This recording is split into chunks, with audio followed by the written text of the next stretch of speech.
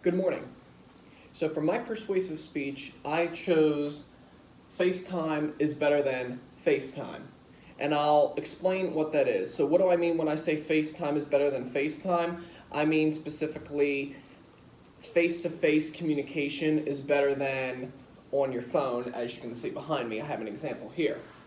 So basically, of course, our general purpose is to limit phone usage and use more in-person communication as much as possible. Our specific purpose is to persuade the audience about what too much phone use or technology use in general could do to somebody over time. So to start out, as you can see, I have an example behind me. Whatever electronic device you have at home, I'm sure it's an iPhone, a tablet, computer, or whatever, you're probably using it at least 4 to 5 hours a day, and you're, of course, like me, addicted to it, and you don't even know it. Now, the reason why I say to listen to this speech is because, let's face it, to some extent, we're addicted, but we don't admit it, or we don't know it, simply. It's just something you do in everyday motion, whether if it's you get up, you brush your teeth, you start your car, you drive to college, or you drive to your job, and doing so, you're probably texting and driving, you're probably messing with the navigation system or your laptop or whatever you're doing. You're on technology every day. And it can be addicting. It's in your classrooms, it's in other schools, universities, and so on. This personally affects me because, of course, like I said, I will admit, I actually am addicted to my phone. I use it a little bit more than I probably should be doing. And it consists of anything from shuffling through music on Spotify to basically even just go on Facebook, for instance.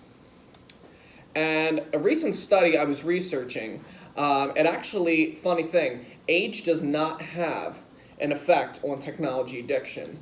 It actually pertains to all people, whether if you're 2 or 15 or even 60. It's all the same. One of the key items I would like to address is how this applies to even older age groups. Because it's funny, some people think in this day and age, especially with mobile phones, how the younger generation has adapted its touchscreen technology easier than that of the older generations. They think that, well, the older generations aren't as addicted. Well, they actually are. Because it's not that hard. If you notice, like iPhones, they don't come with a manual. Computers, they don't come with a manual. You just do it. So basically, I've explained that mobile phones can be addicted along with other technology. And first, I will describe, next, how mobile phones can be addictive over time, over prolonged usage. So basically, how can they be addictive over time is that you kind of, basically, it starts out with you on the phone 10 minutes. And then a month later, you're on the phone for 20 minutes. Then a month after that, you're on for 45 minutes. And then so on and so forth. Next thing you know, it keeps climbing and climbing and climbing. Next thing you know, you're addicted. And you're on it for 6 hours a day or more. Whether, again, like I said earlier, whether if you're driving or just at home bored, or maybe if you have homework to do and you're procrastinating, you're on your phone. Secondly, I will examine how some of the data given on support for my research relates to this topic. Basically, rates of mobile phone addiction among adolescents, for example, in Hong Kong, appear to be very high. Recently, a study of 733 students from 6 secondary schools in Hong Kong showed that about 17% of the students fell into the category of high-level mobile phone dependence, while the rate between boys and girls in the median range ranged from about 14 to 22. So yes, again, you're dependent on it. It's like a drug. Nextly, I will discuss... hold on a second. Next, I will discuss how this can put an impact on your daily life. So basically, of course, technology addiction. It can put an impact on your life because overuse of phone and internet use is associated with problems with adolescents whose physical health, family life, and even academic performance, like I said, on your phone and procrastinating, could affect your studies. Because, again, if you're addicted to technology like these people, and you're supposed to be doing, say, a homework assignment, and let's face it, we've all done it before, even myself.